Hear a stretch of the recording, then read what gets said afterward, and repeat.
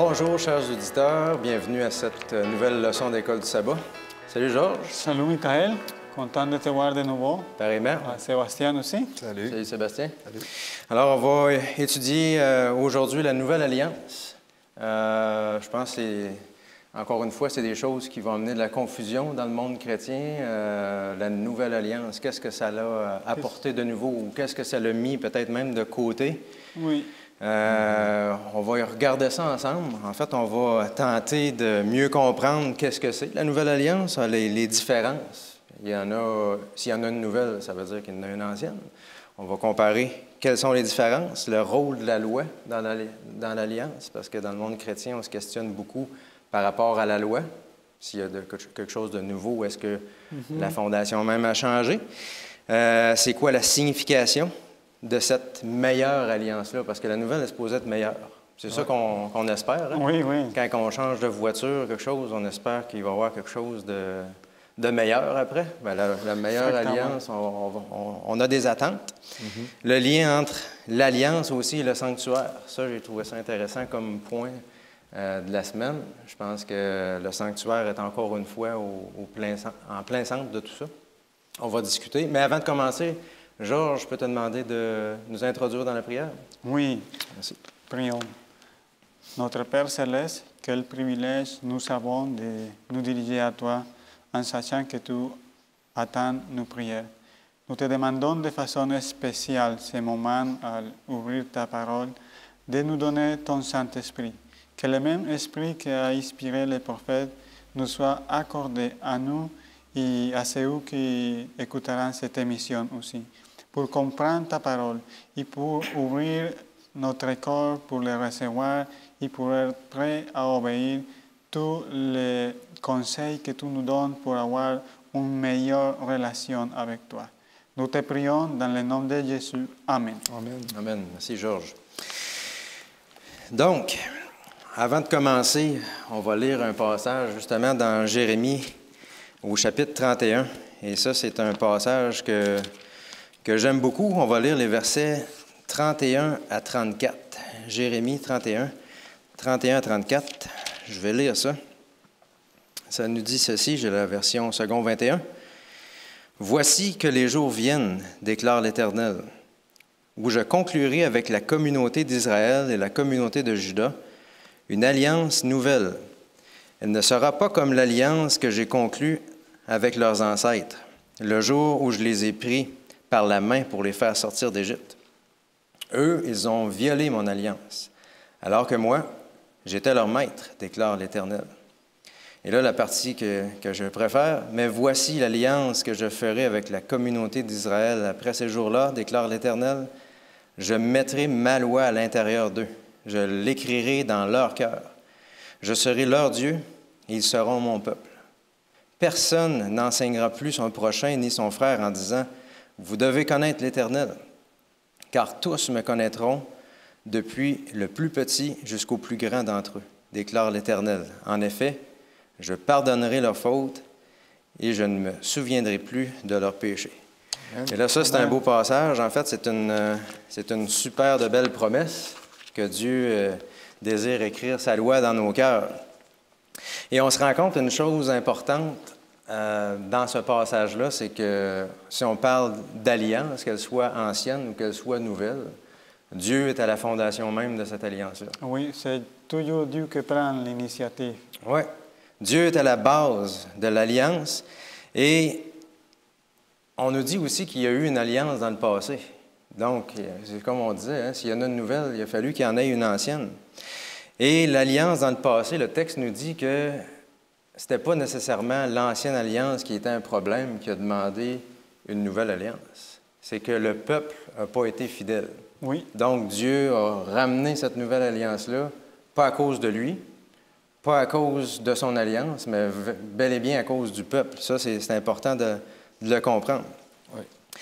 Et l'alliance passée, en fait, on s'en rappelle, on fait référence ici à celle du Sinaï, n'est-ce pas, qui était écrite dans la pierre. Mais on a vu au travers du trimestre qu'il y avait aussi d'autres alliances. On a vu au tout début avec Adam et Ève, on a vu avec Noé, avec Abraham, avec Isaac, Jacob. Et là, on continue dans l'Alliance, la nouvelle alliance dont Jérémie fait référence, parle en particulier c'est-à-dire l'ancienne alliance avec Moïse. Et là, on nous parle d'une nouvelle alliance. Donc, l'ancienne avec Moïse, la loi des 10 commandements. Et on s'en rappelle, ça n'a pas pris de temps à cette époque-là non plus pour que l'alliance soit brisée. Hein? Il a fallu juste qu'il monte en haut, Moïse, et Dieu lui a dit, écoute, il y a quelque chose qui se passe en bas. Puis les tables ont été brisées de l'alliance déjà. Donc l'alliance avait déjà été rompue. Et là, Dieu ramenait son peuple et allait le conduire avec son serviteur Moïse au travers d'un paquet de haut et de bas. Mais on se rappelle bien de cette alliance-là. Et Dieu dit quelque chose en particulier. On avait parlé dans le passé, « Je serai leur Dieu. » Et ils seront mon peuple. Ça veut dire deux choses importantes. Ça veut dire qu'il n'y aura pas d'autre Dieu entre Dieu et le peuple avec qui il fait son alliance. Je serai votre... Autrement dit, il va y avoir une exclusivité. Oui, ça part toujours d'une relation vraiment proche. Proche, intime, unique. C'est ça, un seul Dieu. Je serai leur Dieu.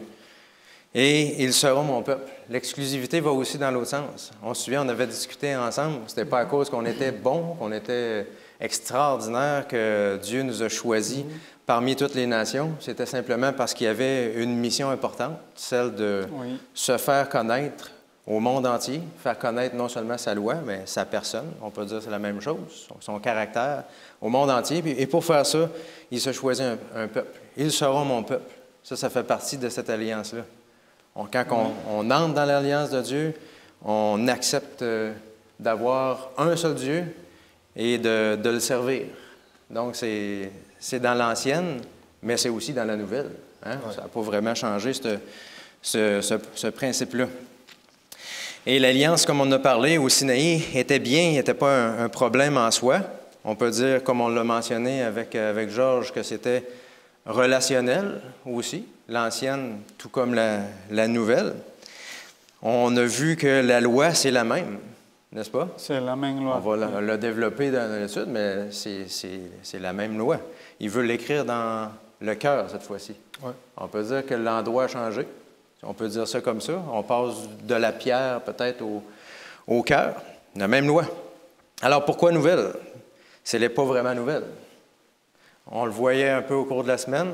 J'ai aimé la façon de le présenter comme si c'était une nouvelle opportunité, une nouvelle chance que Dieu nous donne. Je te donne une nouvelle opportunité de développer cette relation-là avec moi. Exactement, c'est ça. Je pense que c'est une nouvelle opportunité. Ce n'est pas à cause que l'Alliance, il manquait de quelque chose, c'est comme on l'a déjà mentionné, c'est les personnes qui n'ont pas obéi. Mais Dieu, il voulait laisser les choses négatives en arrière et repartir à nouveau. Pardonner au peuple, puis relancer ça en avant. Et là, on dit, Dieu veut écrire la loi dans nos cœurs, et ça nous dit en même temps qu'il est prêt à pardonner. Fait que là, on se dit, mais ça marche-tu? Il écrit la loi dans notre cœur, puis il est prêt à pardonner en même temps. Ça veut dire qu'on va continuer à pécher, ça? Là, on se questionne, on dit, c'est quoi son plan cette fois-ci? S'il va jusqu'à écrire la loi dans notre cœur, puis qu'il est prêt à pardonner, fait que c'est comme si on prépare déjà le terrain pour que ça ne fonctionne pas, en quelque sorte. On peut le comprendre comme ça, mais en fait, ça nous fait comprendre une chose quand on lit le texte de la semaine dans Romains 2. On nous parlait au verset 14 et 15 que ceux qui n'ont pas nécessairement Dieu dans leur vie, mais qui suivent leur conscience ou qu'est-ce qu'ils connaissent de ce qui est bien, accomplissent la loi. Vous connaissez ce texte-là. Alors, Dieu est en train de nous parler au travers de notre conscience, au travers le Saint-Esprit, nous faire réaliser que, écoute, on est un pécheur, puis on est perdu, puis on a besoin de revenir à lui. Et ça, c'est à la base de cette alliance-là, non? On a besoin de passer au travers cette étape-là. Oui, juste un petit commentaire. Je pense que ça d'écrire la loi dans le cœur, ce n'est pas juste pour imposer quelque chose, sinon au contraire. C'est pour dire que ça va être quelque chose du corps volontaire qui va amener les gens à obéir par amour. Pas simplement pour un règlement, sinon de sa propre volonté. Les gens vont obéir à Dieu Et ça va être une chose qui va faire partie de ce peuple. Ce n'est pas quelque chose qui est obligatoire, sinon quelque chose qui est complément volontaire par amour à Dieu. Amen. Tout à fait. Et je vais vous lire un autre texte, en fait. Là, on parle de Dieu qui désire inscrire sa loi dans nos cœurs, puis du fait qu'on va peut-être aussi tomber encore en tant que pécheur, mais que c'est un processus, comme on dit, de réaliser qu'on est pécheur, de réaliser qu'on est perdu, de réaliser qu'on a besoin de Dieu. Et Dieu, dans la première épître de Jean, en fait, à partir du verset 8, et je vais lire jusqu'au chapitre 2, le verset 2. Donc, 1 Jean 1, 8, je commence là, ça nous dit « Si nous disons que nous n'avons pas de péché, nous nous trompons nous-mêmes et la vérité n'est pas en nous. » On voit ici, là, Oui. dans l'alliance que Dieu nous propose, on doit d'abord reconnaître que le péché peut faire partie de notre vie. On est un pécheur, on a besoin d'aide. Sinon, on se trompe nous-mêmes. Et ça continue. Si nous reconnaissons nos péchés, repentance, confession, il est fidèle et juste pour nous les pardonner et pour nous purifier de tout mal. Là, on voit là, un peu plus le processus, cette alliance. Si nous disons que nous n'avons pas de péché, nous faisons de Dieu un menteur et sa parole n'est pas en nous. Et là, une belle promesse encore une fois. Mes petits-enfants, je vous écris ceci, cela, afin que vous ne péchiez pas. Donc, le plan de Dieu, ce n'est pas qu'on reste dans le péché toute notre vie, pour l'éternité, mais si quelqu'un a péché, nous avons un défenseur auprès du Père, Jésus-Christ le juste. Ça, je l'ai souligné. Belle promesse. Dieu, malgré son alliance, il dit, je suis toujours prête à vous recevoir parce qu'on a une relation ensemble. Oui, oui. C'est une relation d'amour. Il faut que vous ayez confiance en moi. Malgré que vous avez reconnu que vous êtes un pécheur, que vous êtes tombé, revenez à moi. Je vous pardonne, je vous fortifie, je vous relève. Il est lui-même la victime expiatoire pour nos péchés. On va en parler, j'imagine, je ne sais plus lequel va parler du sanctuaire. Et non seulement pour les nôtres, mais aussi pour ceux du monde entier. Et là, on revient encore avec cette alliance-là qui n'est pas exclusive avec le peuple choisi par Dieu, mais que cette alliance-là est offerte à quiconque n'en veut, n'est-ce pas? Pour l'humanité. Jean 3,16. Quiconque croit en lui ne périsse point, mais qu'il ait la vie éternelle. Oui. Et on voit que la loi entière sert de fondation pour l'alliance. On joue avec ça, parfois. Oui. Quand on veut écrire les lois dans les cœurs, c'est la loi en entier. Et la plupart du temps, de toute façon, on sait, dans le monde chrétien, c'est un commandement qui dérange plus que les autres. Je ne pense pas qu'il y ait grands chrétiens qui disent « Ah non, on peut continuer à tuer tant qu'on veut. Hein. Écoute, je vais rentrer au ciel, même si je suis un meurtrier, pas de problème. Ah, écoute, je peux tromper ma femme, je peux tromper mon mari, pas de problème, je peux être un menteur, je peux voler. » Toutes ces choses-là sont évidentes. Les 6 derniers commandements, dans le fond, c'est jamais débattu. Là. Non, c'est ça. C'est sûr que le 4e est débattu, ou même dans certains cas, tu n'auras pas d'autres dieux dans la vie. Il y a quand même il y a peut-être deux commandements qui sont... qui dérangent un peu plus. Ouais. Mais certainement le sabbat. Ouais. Et le sabbat en fait partie. On ne le voit pas comme un problème moral, mais il fait partie de l'alliance. Et Dieu désire justement nous donner ce cadeau-là du sabbat. Oui. Pour qu'on puisse justement renforcer notre relation avec lui, donc cette alliance-là. Oui. Oui, non, exactement. Développer une relation toujours par amour. Parce que ça nous fait plaisir de nous rencontrer avec Dieu chaque semaine. Amen. Et ça, c'est important aussi, c'est solennel. C'est pour ça qu'on peut voir aussi les attaques du ennemi à ces commandements, parce que ça va aider vraiment à orienter et à éloigner toutes les personnes de Dieu si on commence à ne pas développer une relation de façon périodique chaque semaine. Tout à fait. Et peut-être un verset en terminant cette première réflexion dans Matthieu 5, 17, on nous parle de toute la loi. Où est-ce que tu as pogné ça, Michael? Tu inventes ça? Donc, Matthieu 5, 17, je pense, est quand même assez clair. Il y a beaucoup d'autres textes, mais on va prendre celui-là. Ça nous dit, ne croyez pas que je sois venu pour abolir la loi et les prophètes. Et là, c'est Jésus qui parle. Oui, exactement ce que je voulais dire. C'est Jésus même qui parle. Je suis venu non pour abolir, mais pour accomplir. Ouais. Alors, on n'est pas là pour faire la même chose, nous autres. Hein? Pour accomplir, on va dire, la loi de Dieu. En fait, on va dire que c'est Dieu qui l'accomplit en nous, qui nous transforme, qui nous rend fidèles, qui manifeste son caractère au travers de nous. Et ce sabbat-là en fait partie. Donc, tout ça, Dieu veut l'inscrire dans nos cœurs sous cette nouvelle alliance-là. Un nouvel endroit dans le cœur. Alors, on fait confiance au Seigneur. Je pense que son plan de match est bon. Et oui. Il y a des versets, des fois, qui sont durs à comprendre. Oui, c'est sûr. On ne se le cachera pas. C'est sûr. Moi, en tout cas, je sais qu'il y a des versets qui sont difficiles à comprendre. Mais ce verset-là, je veux dire, il ne peut pas être plus noir. Il est dur à manquer. Il est dur à manquer. Fait que quand on entend dire par d'autres chrétiens ou peu importe, « Ah, mais non, ça, on n'a plus besoin de le faire. » Non, Jésus le dit clairement. Je ne suis pas venu ici pour abolir. Accomplir. Oui, c'est ça. Il nous a montré le chemin à suivre. Ouais. Il nous invite à marcher dans ses traces. Ouais. Et c'est une évidence. Et Dieu et la loi, en terminant, sont éternels, sont bons, sont amour, sont liberté. On parle beaucoup de liberté. Oui, exactement. Ça nous dit, vous connaîtrez la vérité et elle vous affranchira. Et la vérité, Jésus dit, je suis la vérité. Mm-hmm. Donc, on veut que Dieu écrive sa loi dans nos cœurs. On veut que cette alliance-là s'affermisse et avec chacun des commandements pour qu'on puisse, c'est ça, être les témoins que Dieu désire qu'on soit dans ce monde. Ouais. Et Sébastien, on avait un titre intéressant cette semaine, la chirurgie cardiaque. C'est-tu de cette façon-là qu'il faut fonctionner pour écrire la loi d'un cœur? Comment ça marche? Oui, j'ai bien aimé le titre, chirurgie cardiaque. Alors, on va parler de transplantation. Donc, peut-être à cause de ça qu'ils ont utilisé ce titre-là. Donc, là, on va excuser les spectateurs. Ça se peut qu'on revienne un peu sur des choses, parce que la leçon, elle se promenait un peu, puis elle revenait sur... Oui, c'est bien correct. Donc, tu as parlé de Jérémie 31-33, mais avant ça, on a déjà parlé d'une nouvelle alliance dans Osée 2, 18-20, qui va comme suit.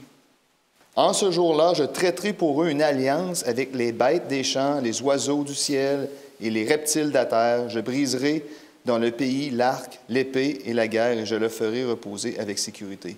Je serai ton fiancé pour toujours. Je serai ton fiancé par la justice, la droiture, la grâce et la miséricorde. Encore une fois, je serai ton fiancé par la fidélité. Tu reconnaîtras l'Éternel. » Donc, c'est un mot qui est venu me chercher, le fiancé. Ça veut dire quoi, ça, quelqu'un qui se fiance? Oui, c'est un engagement. C'est un engagement. C'est une intimité. C'est quelque chose à vie. C'est à long terme. Même sur Terre, avec... C'est l'amour. L'amour aussi, entre humains. Lorsqu'on rencontre une femme et qu'on se fiance, c'est un engagement sérieux. Là.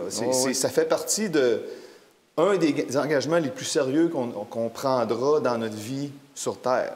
De choisir le meilleur fiancé pour toi, c'est vraiment très important. On le dit à nos enfants, le choix de ton fiancé, ça va avoir une influence sur le reste de ta vie. Parce que c'est de là l'importance de choisir le bon fiancé. Donc, ça se passe 150 ans avant justement qu'on parle de Jérémie. Là, je ne le relirai pas parce qu'on vient de le lire. Et ça, ici, dans Osée, ça s'est passé lorsque les 10 tribus étaient sur le point de se faire détruire. Et c'est de là que ça vient. Donc, s'il utilise le mot « fiancé », c'est parce que Dieu a été prêt à reprendre son épouse, qui était infidèle. C'est qui l'épouse infidèle? Le peuple, ou l'Église, ou moi-même, peut-être, en partie. Oui, moi je fais partie, je suis son épouse, puis j'ai échoué. Mais il est quand même prêt à nous reprendre, même si on n'a pas été capable de respecter l'engagement. C'est extraordinaire. Ça nous démontre vraiment comment est-ce qu'il est prêt à nous pardonner, il est prêt à nous reprendre. Nous, en tant qu'êtres humains, si notre fiancé fait quelque chose qui ne respecte pas l'engagement, on va peut-être avoir de la difficulté à la reprendre, puis à lui donner une autre chance, à la restaurer. Hein? Parce que Dieu, c'est ça qu'il veut faire. Il veut nous reprendre pour nous restaurer, pour qu'il y ait une nouvelle union avec nous. Comme qu'on a dit, l'ancienne alliance, c'était pas le problème. Il n'y avait rien de négatif ou de... C'est pas quelque chose que Dieu a fait. Ouais, j'ai manqué quelque chose, moi, là. Ouais. Faut que J'ai j'en pas fasse pensé à mon J'ai affaire. pas pensé comme il faut à mon affaire. Non, malheureusement, c'est... Bien, heureusement, on sait qu'il ne se trompe pas. Et malheureusement, c'est nous qui n'a pas respecté l'engagement. Puis comme tu as dit, ça n'a vraiment pas été long. J'aimerais qu'on aille dans Hébreux 8, 10. Et là, ça revient encore avec la transplantation de notre cœur. Tu veux que je te lise ça? Oui, tu pourrais me lire ça. Hébreux 8, 10. « Mais voici l'alliance que je ferai avec la communauté d'Israël après ces jours-là, dit le Seigneur. Je mettrai mes lois dans leur esprit, je les écrirai dans leur cœur. Je serai leur Dieu, ils seront mon peuple. » Oui. Donc, il va être notre Dieu, il va être mon peuple, comme qu'on a dit. Mais dans notre cœur. Donc là, il se passe une transformation. Là. Il y a une transplantation qui se fait. Puis cette transplantation-là, est-ce qu'elle est temporaire? Est-ce que c'est juste pour quelques semaines, quelques années? Est-ce que c'est pour 50 ans? Non, c'est pour toujours. Dans Ézéchiel 16,60, je vais lire ça très rapidement. Ézéchiel 16,60 nous dit vraiment que c'est pas pour quelques semaines. Quand on se fait faire une transplantation cardiaque, c'est pour le plus longtemps possible, on le souhaite. Hein? Oui, exactement. Peut-être que ça se fait 2 transplantations là, de cœur sur quelqu'un, je ne sais pas. Mais normalement, c'est une. « Mais je me souviendrai de mon alliance avec toi au temps de ta jeunesse. » Et là, le dernier bout ici, « Et je l'établirai avec toi une alliance éternelle. » Donc, c'est non seulement une alliance qui se passe ici sur terre avec nous, mais lorsqu'on se revoit au ciel, cette alliance-là va être encore en vigueur. Et comme tu as dit, c'est une transplantation. Donc, quand on a un problème de cœur, il n'essaie pas de guérir le cœur. Il le transplante. Il n'y a plus rien à faire. Ce cœur-là, il n'est plus bon. Donc, on retire ce cœur-là, on en met un nouveau. Et c'est ça qu'on doit faire avec cette... C'est ça qui se passe avec cette alliance-là, c'est ça qui se passe. On enlève... C'est pas un problème mineur, on va dire mineur, entre guillemets, là, à mettre un tuteur ou un petit problème de valve ou prendre une petite pilule, là, puis... Là, ça prend un cœur au complet, là. C'est ça que Dieu dit. Vous avez un problème assez grave que ça prend le cœur au complet, là. Puis c'est moi qui le fournis. Oui. Et heureusement, c'est lui qui fait... C'est lui qui va le faire. Mais on a quand même notre devoir à faire, notre effort à faire de notre côté aussi. Ensuite, la leçon nous amène, on était justement dans Ézéchiel, on va aller dans Ézéchiel 11, 19. Je vais le lire ici. « Je leur donnerai un même cœur, et je mettrai en vous un esprit nouveau. J'ôterai de leur corps le cœur de pierre, et je leur donnerai un cœur de chair. » Mais là, ici, je ne sais pas si on accroche sur un mot ici, « Je leur donnerai un même cœur. » C'est quoi qu'il veut dire par là? Pourquoi il veut nous donner un même cœur? Il veut tous qu'on ait le même cœur. C'est tout le monde, pas Michael va avoir ce cœur-là, Jorge va avoir ce cœur-là, Sébastien va avoir ce cœur-là. Non, on a tous le même cœur parce qu'il veut qu'on avance ensemble, il veut qu'on ait tous le même but ensemble, il veut qu'on soit en unité. Puis ça a toujours été un problème. On le voit dans toute l'histoire de la Bible. Comment est-ce que l'Église a eu de la difficulté à être en unité? En nous donnant ce même cœur-là, il veut qu'on avance. Je ne sais pas si vous avez déjà joué au jeu. Tu as un partenaire, puis tu t'attaches ton pied avec une corde.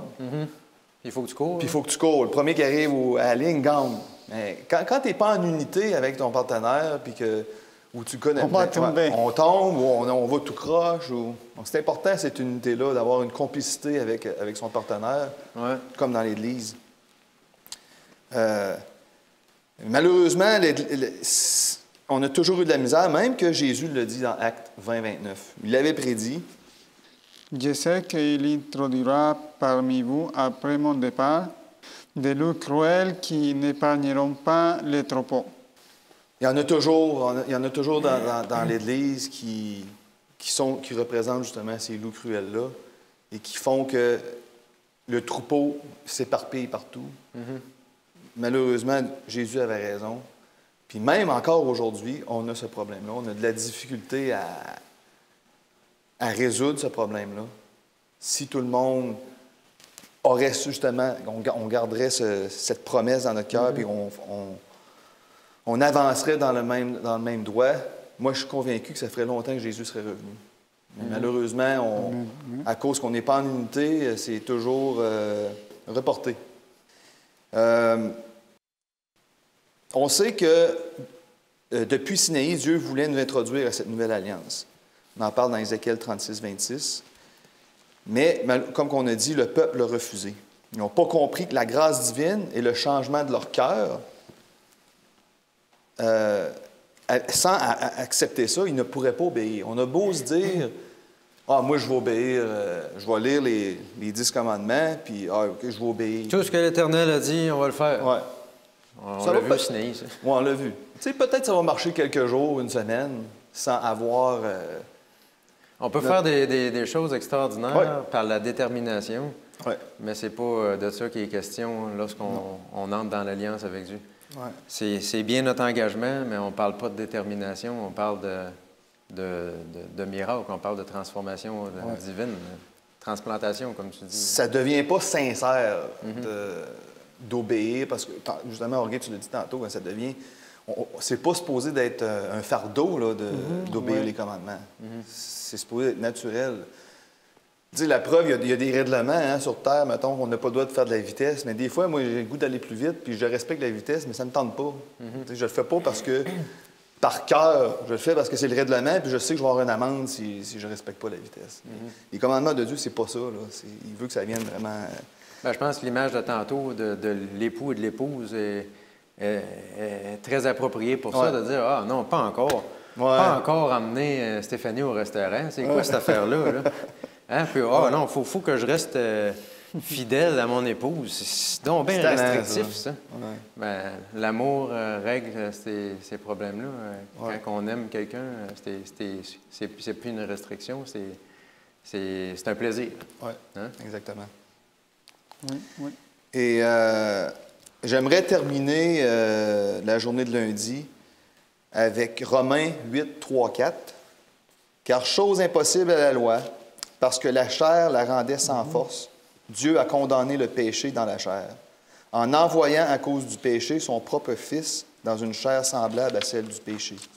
Et cela afin que la justice de la loi fût accomplie en nous, qui marchons non selon la chair, mais selon l'Esprit. » Amen. Amen. Ça, c'est vraiment deux versets qui sont puissants. Très puissants. Le besoin de la présence de Dieu dans nos vies pour pouvoir marcher par l'Esprit. Oui. L'Esprit, comme on disait, c'est pas la détermination, mais c'est la puissance de l'Esprit qui va nous garder dans cette alliance-là. Merci Sébastien. Et on allait un peu plus loin cette semaine dans Nouvelle et Ancienne Alliance, Georges. Oui, on va voir ça. Et pour débuter ça, je vais demander à Sébastien de lire le verset d'Ésaïe 56, 7 et 7. « Et les étrangers qui s'attacheront à l'Éternel pour le servir, pour aimer le nom de l'Éternel, pour être ses serviteurs, tous ceux qui garderont le sabbat, pour ne point le profaner, et qui persévéreront dans mon alliance. Je les amènerai sur ma montagne sainte, et je les réjouirai dans ma maison de prière. Leur holocauste et leurs sacrifices seront agréés sur mon autel, car ma maison sera appelée une maison de prière pour tous les peuples. » Amen.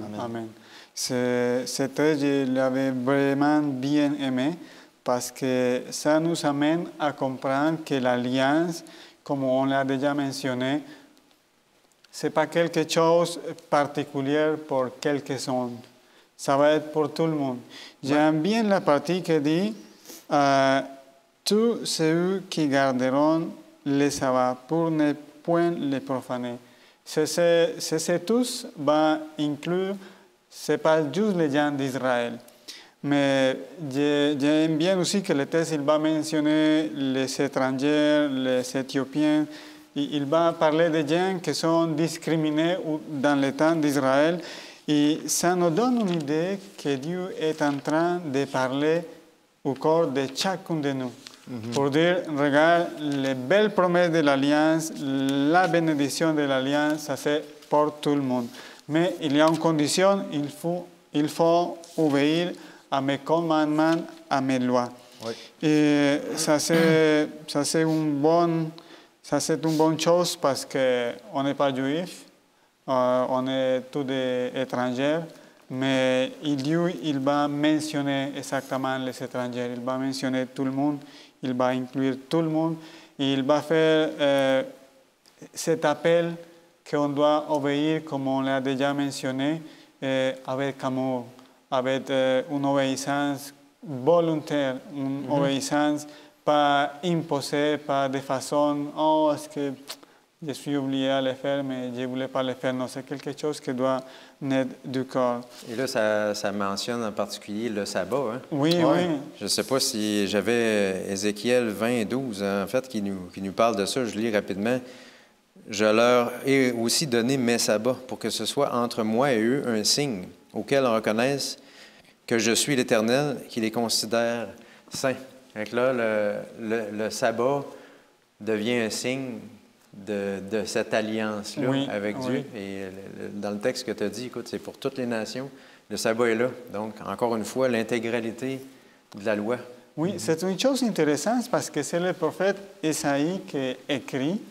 Et lui était juif. Les Juifs, ils n'aimaient pas vraiment les étrangers, ils gardaient toujours cette exclusivité. Mais la chose bonne, c'est que l'inspiration divine, le Saint-Esprit qui a inspiré à Ésaïe écrire, il a parlé des étrangers. Il a parlé des gens qui ne sont pas aimés, même pour les Juifs qui avaient cette bonne loi, cette bonne nouvelle. Mais on peut comprendre que ce n'est pas un message du prophète Ésaïe. C'est un message de Dieu pour l'humanité. C'est un message que Dieu nous appelle à garder le sabbat parce que c'est spécial. Le sabbat, c'est un jour qui nous amène à nous rappeler que le péché, c'est une intruse dans notre planète.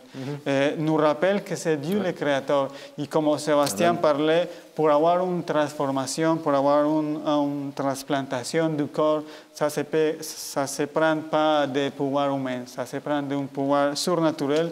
Et ça va être Dieu qui va nous le donner.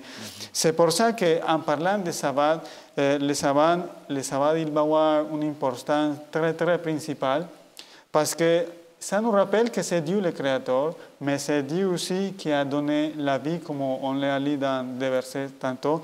C'est Dieu qui a donné son propre Fils pour donner sa vie pour chacun de nous. Et ça va nous faire aider à comprendre le sujet des anciennes et des nouvelles alliances, parce que la seule différence, c'est qu'à l'époque de Noé, d'Abraham, l'alliance était basée juste sur des promesses. Mais maintenant, l'alliance est basée de quelque chose que Dieu va faire et ça va être le sacrifice de Jésus. Ça va être important de comprendre que finalement, les vraies valeurs de l'alliance, ça va rester grâce à ce que Jésus avait fait en faveur de nous.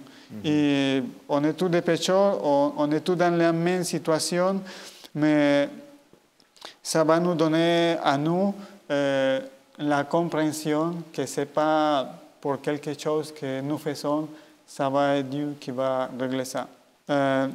On peut constater aussi que dans le Nouveau Testament, les Juifs, il va aussi à comprendre qu'on doit répondre à l'élection de la grâce du Nouveau Testament. Ça va être pas quelque chose avec l'obéissance des cérémonies et des lois cérémonielles, ça va être la grâce de Jésus. C'est pour ça que le verset qu'on a déjà lu, c'est toujours la grâce. Parce que ça va être pour tout le monde, ça va être mon alliance. Il y a une belle promesse quand dit « Je les amènerai sur ma montagne sainte et je les réjouirai dans ma maison de prière. » Ça parle simplement de quelque chose ici sur la terre. Quand on parle de la montagne sainte, on va parler aussi de l'élément trône de la grâce de Dieu. On parle aussi de le royaume de Dieu dans le ciel. On parle de la puissance de Dieu. Et c'est là où Dieu voulait nous amener. C'est pour ça que le sabbat, il y a un rôle très important parce que c'est la reconnaissance de Dieu comme le Créateur, de Dieu comme souverain, mais aussi comme le Dieu qui donne ses pas pour nous sauver, pour vraiment nous racheter et pour nous aider à nous en sortir du problème de la mort et tous les problèmes qui viennent avec le péché. Oui, ça sera que j'aurai plus à remarquer de les anciennes et les nouvelles alliances. Je ne sais pas s'il Il y a un autre commentaire, sinon on pourrait passer à la... En fait, ce que j'ai bien aimé dans cette journée-là, c'est ça, hein, c'est pas une exclusivité, on en a déjà parlé, mais je pense que ça vaut la peine de le souligner, que cette alliance-là est offerte à tout le monde. Et même si on dit que c'est une nouvelle alliance, on se rend compte que dans l'ancienne, il n'y avait pas d'exclusivité non plus. Oui. Si ce n'est que le peuple avait mal compris le plan de Dieu, l'alliance qu'il voulait donner. Parce que quand on regarde ça, est-ce que Noé n'avait pas prêché pour que d'autres rentrent dans l'arche? Oui, il a prêché ça en Il n'y avait même pas temps. d'exclusivité pour sa famille. Quand on parle de Sodome et Gomorrhe, est-ce qu'on n'a pas tenté de faire sortir les gens de la ville pour pas qu'ils soient détruits? C'est toujours le même Dieu qui ne veut pas qu'il y ait aucun qui périsse, qu'il y en ait un seul juste dans la ville. Bien, écoutez, je pense que Dieu n'aurait pas fait détruire ni pour un, ni pour 10, ni pour plus. Oui, oui. Donc, j'aime de mettre ça au clair, que ce plan-là, c'est pour l'humanité. Oui, exactement. C'est juste en terminant un petit commentaire. La seule différence dans les anciennes et les nouvelles alliances, c'est qu'au début, les alliances, il était basé sur la promesse que Jésus va venir. Il avait des sacrifices à faire qui toujours représentaient les vrais sacrifices. Ouais. Mais maintenant, la nouvelle alliance, on va parler un petit peu plus dans les prochains jours. C'est que la promesse, exactement, Michael, comme tu as dit, la promesse était déjà accomplie. Ça, c'est une garantie. Ça n'est pas quelque chose qu'on va voir si on va le recevoir. Ça, c'est une garantie. Et c'est gloire à Dieu pour ça. C'est gloire à Dieu qui nous a donné Jésus. Et on a tous l'invitation à accepter cette nouvelle alliance pour qu'un jour nous pouvons être dans la montagne sainte, comme Dieu nous l'a promis. Peut-être pour compléter justement cette pensée-là du sacrifice et tout, on va peut-être continuer un peu plus loin avec le sanctuaire, mais j'aime le texte dans Hébreux 10, le verset 1, je vais lire, ça dit « La loi, en effet, là on parle de la loi cérémonielle pour offrir les sacrifices et tout, possède une ombre des biens à venir et non l'exacte représentation de la réalité. » Parce que Jésus est l'exacte représentation. Exactement. Et non l'exacte représentation. Elle ne peut jamais, par l'offrande annuelle et toujours répétée des mêmes sacrifices, conduire à la perfection ceux qui y participent. Donc, autrement dit, ce n'est pas en train d'enlever la vie à des animaux qu'on entre dans un plan quelconque. C'était une ombre des choses à venir. Et lorsqu'on comprend que ça s'accomplit en Jésus, que c'est lui qui a offert sa vie et que c'est lui qui nous transforme, là, on a un peu plus de lumière peut-être dans cette nouvelle, entre guillemets, alliance, qui est la même fondation, mais à un moment donné, on met un personnage, la personne, c'est Jésus qui accomplit toutes ces choses-là. Oui, effectivement. Merci, Georges.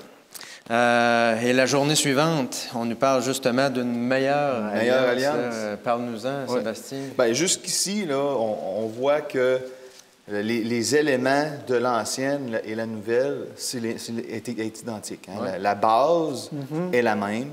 On obtient le salut par la foi à un Dieu qui pardonne nos péchés. Une fois pardonné, on doit être en relation avec Dieu. Comment? En s'abandonnant à lui, en ayant la foi et en obéissant. Donc, les deux alliances, là, ici, c'est la même chose. La base est exactement identique. Il n'y en a pas une qui est meilleure que l'autre. Dans cette nouvelle alliance, il y a quelque chose qui se passe. On va aller dans 1 Timothée 2,5. En effet, il y a un seul Dieu. Il y a aussi un seul médiateur entre Dieu et les hommes, un homme, Jésus-Christ. Donc, Jésus-Christ vient in the picture, dans le... Il apparaît dans le portrait. Il devient notre médiateur. Et ça, c'est une très bonne nouvelle. Hein, il agit pour nous. Il nous représente. Un seul médiateur. Un seul médiateur. Il n'y en a aucun autre. Il n'y en a pas d'autre. Satan, il n'est pas un. Là. Non. C'est juste Jésus. Ni aucun être humain. Ni aucun être humain. Hein? Un seul médiateur. Oui. Entre Dieu et l'homme. Il apparaît maintenant dans la réalité de sa mort, une vie sans péché, puis un ministère de grand prêtre. Il n'y a plus de sacrifice animal, comme que tu as dit. Puis moi, je suis content qu'il n'y en ait plus. Parce que je pense que j'ai déjà dit dans un autre épisode, moi, ça, ce côté-là, C'est pas quelque chose que tu aurais aimé vivre non, nécessairement? Là? non. Ouais. Peut-être que dans ce temps-là, il était habitué à ça, puis il y avait une insensibilité par rapport à tuer un animal. Je le sais pas, là, mais moi... Je pense que probablement que Dieu a choisi ça justement pour que ça nous frappe. Oui, exactement. Pour qu'on... Et oui, en même temps, je pense qu'au travers des âges, le peuple est devenu insensible. Ils sont entrés dans le formalisme. C'est devenu un rituel, mais je pense qu'au début, on peut imaginer comment est-ce que ça devait leur faire de la peine d'enlever la vie des animaux. Dans ce cas-là, Adam et Ève, au début, là, ça devait être épouvantable. Là. Ils n'avaient jamais vu la mort. Là. Mais Donc, je pense que c'est dans Ellen White qui a dit que la première fois qu'une feuille a tombé, Adam a pleuré. Oui, dans Patriarche et Prophète. Bon. C'est vrai que c'est ça. Donc, oui, on devient dur avec le temps, puis je pense que tout comme la croix qui a été choisie pour nous frapper aujourd'hui, encore en 2021, bien, ce moyen-là pouvait parler au cœur des gens, là, dire, écoute, là, il y a quelqu'un qui est complètement innocent, qui meurt à ma place, puis ça devait leur parler au cœur. Hein? Oui. Donc, moi, ce que je vois à travers ça, c'est une manifestation plus complète de l'amour de Dieu.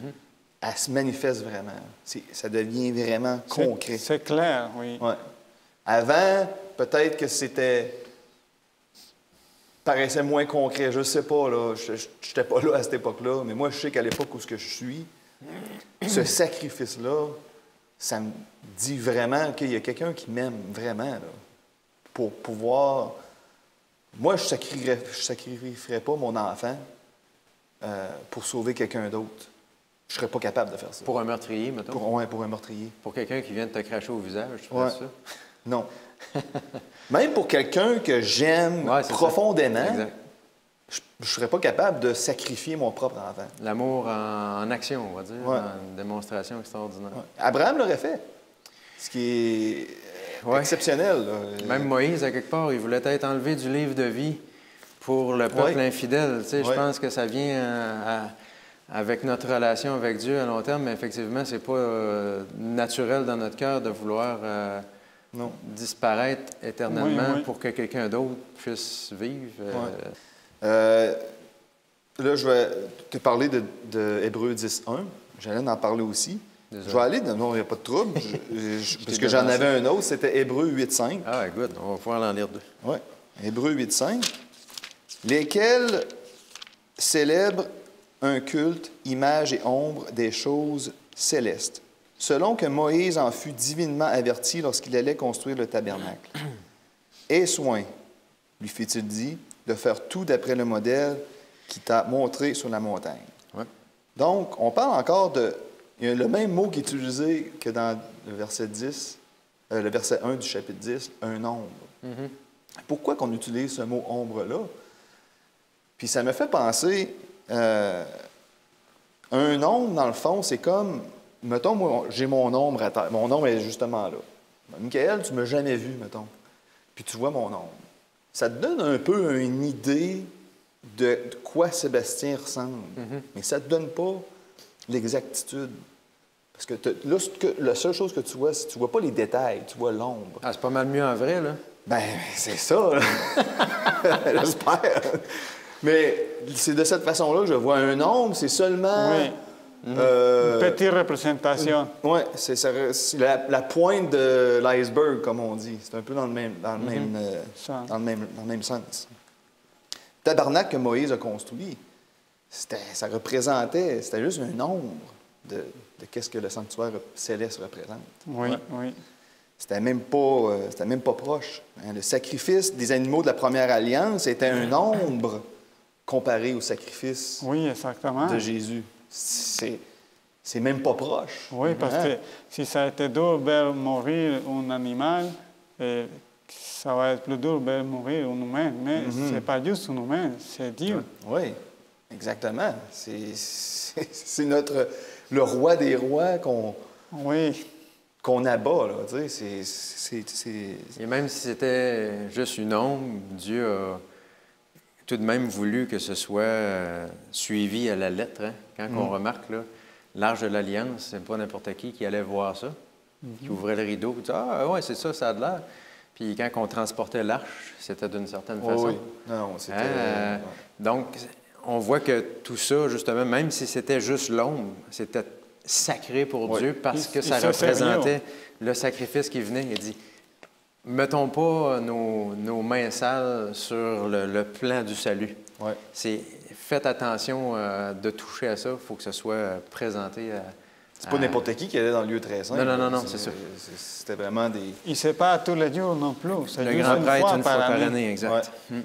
Donc, oui, c'était très important. Hein? C'était sacré, mais quand même, c'est rien à comparer. Ah non, c'est du sacrifice ultime. Oui.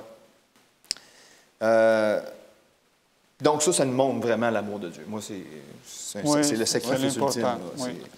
Et pour terminer, j'aimerais aller dans Hébreux 4.2. Hébreux 4.2. Car cette bonne nouvelle nous a été annoncée aussi bien qu'à eux, mais la parole qui leur fut annoncée ne leur servit de rien parce qu'elle ne trouva pas de la foi chez eux qui l'entendirent. Le problème, c'est nous. C'est pas les alliances, toutes les alliances qu'il peut y avoir depuis le jour numéro 1. C'était toutes des alliances parfaites. Dieu ne se trompe pas, c'est un Dieu parfait, mais nous, on n'est pas parfait. Si ce que la Bible nous enseigne ne nous donne pas la foi, ça ne peut pas être bénéfique. Là, j'avais dit que je terminerais avec Hébreux 4.2, mais j'ai menti. Ah oui? Oui, excusez-moi. J'aimerais aller à Matthieu 7, 24 à 27. Je ne sais pas si... Peut-être, Michael, tu pourrais lire 24-25, puis Orgué 26-27. Ça va nous démontrer vraiment que ça nous prend la foi, ça nous prend... Le cœur doit être gravé.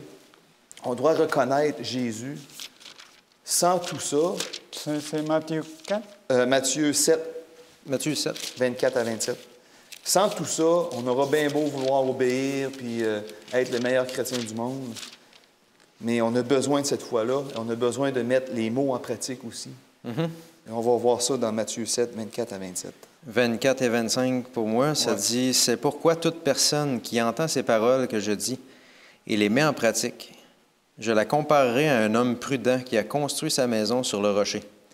La pluie est tombée, les torrents sont venus, les vents ont soufflé et se sont déchaînés contre cette maison. Elle ne s'est pas écroulée parce qu'elle était fondée sur le rocher. » Mais quiconque entend ces paroles que je dis et ne les met pas en pratique sera semblable à un homme insensé qui a bâti sa maison sur le sable. La pluie est tombée, les torrents sont venus, les vents ont soufflé et ont battu cette maison, et elle est tombée et sa ruine a été grande. On a besoin de cette foi, on a besoin de cet amour, on a besoin de se faire transformer. On a besoin que notre cœur soit transformé parce que on ne veut pas faire partie du verset 26 et 27. Oui. La maison, on va dire que notre relation avec Dieu doit être solide, doit être fondée sur le roc, le rocher. Et le rocher, c'est Dieu lui-même. Hein, Deutéronome 32. Il est le rocher. Merci, Sébastien. Et en fait, en terminant, peut-être meilleure alliance, une chose, un détail que j'avais vu, comme on disait tantôt, peut-être l'endroit qui a changé. Dans la pierre, les tables versus le cœur. C'est meilleur peut-être dans ce sens-là. Puis peut-être aussi au niveau du sang en tant que tel, parce que le sang des animaux ne peut pas nous rendre parfaits, nous dit Hébreux 10. Mais le sang de Jésus, c'est une autre histoire. Mais ça représentait encore, comme tu l'as bien expliqué, c'était une ombre. Ça se manifeste d'une façon claire. Donc, gloire à Dieu pour cette nouvelle alliance. Personnel, je ne sais pas. Oui, peut-être aussi, oui. Et on nous parlait de prêtre de la nouvelle alliance. Et lorsqu'on parle de prêtre, on nous parle du sanctuaire. Oui, exactement. On fait un tour dans le sanctuaire avec Georges en terminant. On va parler un petit peu de ça, et malgré le temps est déjà passé. Mais l'important, c'est de comprendre qu'il y a toujours derrière de tout ça un Dieu d'amour qui nous donne des évidences suffisantes pour croire. et qui nous donne des promesses aussi solides. Comme on a bien parlé de l'ombre, d'une petite représentation, on voit la réalité et ça se passe directement dans le ciel. Et c'est pour ça que le titre de la leçon de Judith nous dit les pêtres de la nouvelle alliance. Ça nous parle directement de Jésus qui va jouer un rôle vraiment important pour nous. Et c'est aussi, comme on dit aujourd'hui, un service personnalisé pour chacun de nous. Parce que Dieu connaît la situation de chaque personne et Dieu va la présenter de la meilleure façon. Mais comme toutes les promesses, ou comme la majorité des promesses dans la Bible, ça c'est conditionnel. Et on pourrait donner un petit exemple, peut-être donner dans un problème avec quelqu'un, il peut avoir le meilleur avocat, mais pour avoir ce service, il faut le contacter, il faut le payer aussi. Mais si l'avocat était prêt à défendre et à prendre mon cas, mais si je ne lui dis rien, si je ne lui donne pas mon cas dans une semaine, il ne pourrait rien faire pour moi. C'est la même chose avec les pêtres de la Nouvelle Alliance. C'est Jésus, notre avocat, c'est Jésus, notre ami. Mais malgré que Dieu est prêt pour nous obéir, pour prendre nos cas de façon personnelle, il faut que nous demandions son aide. Mais sinon, lui ne pourra rien faire pour nous. On va essayer de lire quelques versets. Et on va lire Hébreux 10, 4. Je demanderai... Dans quoi? Car il est impossible que le sang des taureaux et des boucs enlève le péché. Oui, exactement. Ça nous parle ici exactement que ça n'était pas suffisant. Et on prend quelque chose plus d'important et de précieux, et ça va être directement le sang de Jésus. Dans le sang qu'on disait, les pêtres de la Nouvelle Alliance, on va voir que ça va être Jésus qui prend mon cas de façon personnelle. Mais comme Sébastien a dit, c'est Jésus qui avait pris ma place pour moi et a donné sa vie pour moi. C'est ça que nous pouvons voir ici. Et c'est ça la chose intéressante de la Nouvelle Alliance. C'est Dieu qui nous donne une dimension nouvelle, une dimension plus personnelle, une dimension qui nous fait comprendre d'une façon plus facile comment Dieu est intéressé en moi de façon personnelle. Il voulait aider à changer mes problèmes de caractère, que je puisse avoir un dialogue en paix avec mon épouse, avec mes enfants, avec les situations difficiles que je peux avoir dans la vie. Dieu est là pour nous aider, Dieu est là pour nous soutenir et pour nous donner sa grâce et pour travailler en la transformation de nos caractères. Je ne sais pas si jusqu'à maintenant il y a des commentaires à faire. En fait, on a vu tantôt que Moïse a bâti un sanctuaire à l'image de ce qu'il avait vu. Et on a vu que les animaux représentaient justement le sacrifice de Jésus, mais on voit aussi le ministère des prêtres. Si on veut apprendre des choses sur le ministère de Jésus, on se rend compte d'une chose, c'est qu'à la croix, c'était qu'une étape qui allait suivre ensuite de ça, n'est-ce pas, que Jésus a fait son ascension au ciel et a poursuivi son ministère dans le lieu saint, puis dans le lieu très saint, tout comme sur la terre avait ce ministère-là. Donc, on apprend que Jésus est prêtre. Donc, ça veut dire que le plan du salut continue. Exactement, et ça continue dans le ciel. Je voulais renforcer notre idée avec Hébreux 7, 22. Jésus est par cela même le garant d'une alliance plus excellente. J'aime beaucoup ça parce que ça ne veut dire pas qu'elle était plus excellente dans le sens qu'elle était différente. C'est juste que c'est l'accomplissement des promesses déjà faites dans le passé. Mais maintenant, sont la réalité. Et Jésus n'est pas le prêtre dans le sanctuaire ici de la terre. Il va être prêtre dans le sanctuaire du ciel. Où le même trône de Dieu, il va présenter les péchés, il va présenter, un sacrifice pour le péché. On va lire le 23 aussi, ça dit « De plus, il y a eu des sacrificateurs un grand nombre, parce que la mort les empêchait d'être permanents. Mais lui parce que lui demeure éternellement, possède un sacerdoce qui n'est pas transmissible. On peut voir ici dans le livre, on n'a pas le temps de lire tous les textes, mais j'aime beaucoup cette part qu'il nous dit il y a un sacerdoce éternel. Il possède un sacerdoce qui n'est pas transmissible. Ça, ce n'est pas quelque chose qui va être transmis à quelqu'un d'autre ici sur la terre. Ça, c'est Jésus même qui prend cette belle mission. Ça, c'est, comme je dis, ça, c'est une mission vraiment personnalisée, mais c'est pour tout le monde. Il y a la chance pour tout le monde, mais ça, c'est vraiment remarquable. Parce qu'avec ces nouvelles pètes, ces nouvelles sacerdoces, je ne sais pas si on peut dire comme ça en français. Sacerdoce, oui. Il y a beaucoup plus ces mots. On a cette sacerdoce de façon personnelle pour les confesser mes péchés, pour les demander l'aide. Mais lui, en même temps, est mon avocat pour défendre mon cas, pour me donner cette chance que j'ai besoin, pour me donner cette nouvelle opportunité que j'ai besoin, pour venir ma vie de façon personnelle. Et on peut conclure cette leçon et on peut comprendre aussi que Dieu est amour et Dieu est intéressé à nous donner un avenir, un vrai avenir.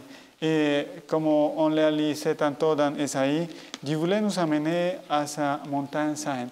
Ça veut dire qu'un jour, le péché va finir, la souffrance va finir, mais pour arriver là, on a besoin maintenant de cet avocat, on a besoin maintenant de cet sacerdoce qui peut nous aider à vaincre tous ces problèmes de caractère qui sont les choses plus difficiles à surmonter pour nous les humains.